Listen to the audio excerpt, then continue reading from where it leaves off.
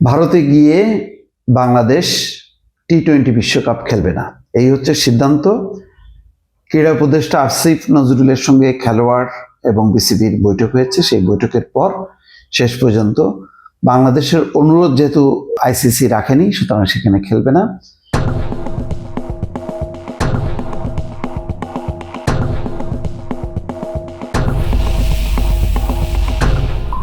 এবং এখানে বলা হয়েছে আমিনুল ইসলাম যে অপ্রাসঙ্গিক বলে বিবেচনা করা হচ্ছে যে মুস্তাফিজ ইস্যু আইসিসি বিবেচনায় নিতে চায় না, সেটি ঘরোয়া বিষয় ভারতের। কিন্তু আইসিসি যেহেতু আন্তর্জাতিক ক্রিকেট তারা সংগঠিত করে, সুতরাং তারা আমলে নেয়নি। কিন্তু বাংলাদেশ মনে করছে যে নিরাপত্তা ইস্যুটা খুবই প্রধান এবং ভারত নিরাপদ না। এখনো পর্যন্ত যেটা আসিফ নজরুল বলেছেন যে তারা আশা রাখছেন, ভরসা রাখছেন যে শ্রীলঙ্কায় বিকল্প ভেন্যু হিসেবে যেই প্রস্তাব বাংলাদেশে সেটি বিবেচনা করবে। কিন্তু ধারণা করা যায় যেভাবে ভোটাভুটিতে সিদ্ধান্ত হয়েছে, সেখানে বাংলাদেশ মাত্র 2টি ভোট, আর বাকি সব ভোট বিপক্ষে পড়েছে। সুতরাং এখানে আইসিসি তার অবস্থান থেকে সরবে না। আর এটাও মনে রাখা দরকার যে ভারতীয় ক্রিকেট বোর্ডের একটি বিশাল প্রভাব রয়েছে আইসিসির উপরে। সুতরাং আইসিসি তার অবস্থান থেকে নড়বে না। এর অর্থ হলো যে বাংলাদেশ খেলছে না। এর মধ্যে পাকিস্তান আবার জানিয়েছে যে যদি বাংলাদেশ না খেলে তাহলে তারাও খেলবে না। সেটি কি চূড়ান্ত কথা কিনা সেটা বলা যাচ্ছে না, কিন্তু সেটা যদি হয় সেটা আবার আন্তর্জাতিক কূটনীতিকভাবে আবার ভিন্নভাবে ব্যাখ্যা করা হবে। সেটা আবার বাংলাদেশের জন্য খুব স্বস্তিকর হবে না। অন্তত ভারতের সাথে সম্পর্ক উন্নয়নের ক্ষেত্রে ভবিষ্যতে এটা আবার একটা খারাপ নজির হবে যে এই ইস্যুতে পাকিস্তান এবং বাংলাদেশ এক হয়েছে। বরং বাংলাদেশ তার ইস্যুতে যদি অটল থাকে তাহলে এক ধরনের বিবেচনা করা যেতে পারে, যেহেতু বিষয়টা সম্মানজনক।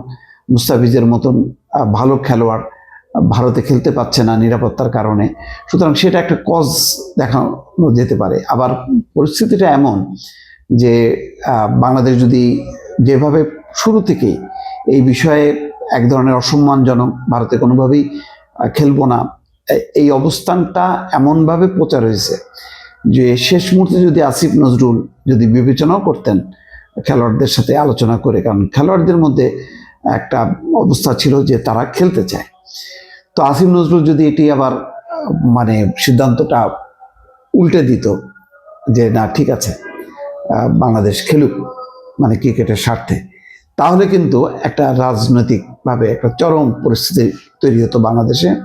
আবার একটা অশান্তি সৃষ্টি হতো এবং সেটি করার জন্য অনেকেই হয়তো উৎপেতে ছিল। সুতরাং আসিফ নজরুল রিস্ক নেয়নি, বিসিবিও সেই রিস্ক নেয়নি। তার মানে হচ্ছে যে বহুল আলোচিত টি-20 সবচেয়ে এখন বিশ্বের জনপ্রিয় যেই ওয়ার্ল্ড কাপ টি-20 ফরম্যাটের এই খেলার থেকে বাংলাদেশ এবার বঞ্চিত হচ্ছে, মোটামুটি নিশ্চিত। আইসিসিও সিদ্ধান্ত নিয়ে রেখেছে বাংলাদেশ আজকের মধ্যে যদি সিদ্ধান্ত না জানায়, অর্থাৎ নেগেটিভ হতে আইসিসি স্কটল্যান্ডকে সেখানে পিক করবে এবং এটাই সম্ভবত হতে যাচ্ছে 90% যদি মিরাকল কোনো কিছু না ঘটে। যদি আইসিসি হঠাৎ করে যদি ভেন্যু পরিবর্তনের সিদ্ধান্ত না নেয়, তাহলে বাংলাদেশ বাদ হচ্ছে, স্কটল্যান্ড ঢুকছে। এখন আরেকটা বিষয় আসতে পারে, এই যে বাংলাদেশ আইসিসির কথা রাখলো না, এই ব্যাপারে যদি আইসিসির বোর্ড সভায় কোনো সদস্য রাষ্ট্র যদি প্রস্তাব করে যে এটা বিশ্বকাপ খেলাকে বিতর্কিত করলো বাংলাদেশ, সুতরাং এই ব্যাপারে একটা পানিশমেন্ট হওয়া উচিত, তখন কিন্তু বাংলাদেশ বেকায়দায় পড়তে পারে। সেক্ষেত্রে বাংলাদেশকে যদি আগামী 5 বছর বা 10 বছরের জন্য সাসপেন্ড করে, তাহলে বাংলাদেশের যে ক্রিকেট উন্মাদনা, ক্রিকেটকে ঘিরে যে নতুন একটা ক্রেজ সম্ভাবনা, সেটা কিন্তু শেষ হয়ে গেল। ফলে একটা ঝুঁকি রয়ে গেল। কিন্তু সেই ঝুঁকি থেকেও বাংলাদেশ বিবেচনা করছে তার আত্মসম্মান, মর্যাদা এবং ভারতের সাথে এখন সম্পর্ক যেই পর্যায়ে, সেখানে ভারতে খেলার সিদ্ধান্ত নেওয়াটা বেশ রাজনৈতিকভাবে ঝুঁকিপূর্ণ হতো, এটাও সত্য। সব মিলায় ক্রিকেটের কি হবে না হবে তার থেকে সরকার হয়তো চিন্তা করেছে যে তার রাজনৈতিক অবস্থানটা বজায় থাকুক, যেহেতু ভারতের সাথে একটা কূটনৈতিক টানাপোড়েন আছে এবং বাংলাদেশ এক ধরনের ভারত বিরোধী অবস্থান নিয়ে বসে আছে। সুতরাং সেই অবস্থানটাকে আপলোড করলেন আসিফ নজরুল, খেলোয়াড়দের সাথে কথাবার্তা বলে।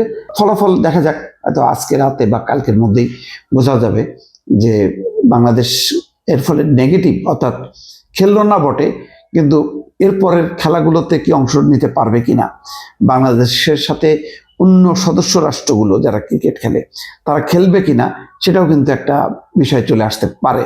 একটা বড় ধরনের ঝুঁকি তৈরি হলো বাংলাদেশের মান সম্মান রক্ষার স্বার্থে। ক্রিকেট অনেকটাই বলা যায় বলি হলো। এর ফলাফল নিশ্চয়ই ইতিবাচক হবে না। অন্যদিকে বাংলাদেশের ক্রীড়ানুরাগী, বিশেষ করে ক্রিকেট প্রেমী মানুষগুলো এবার টি-20 বিশ্বকাপে বাংলাদেশকে দেখবে না। এটাও একটা বড় ধরনের একটা হতাশা।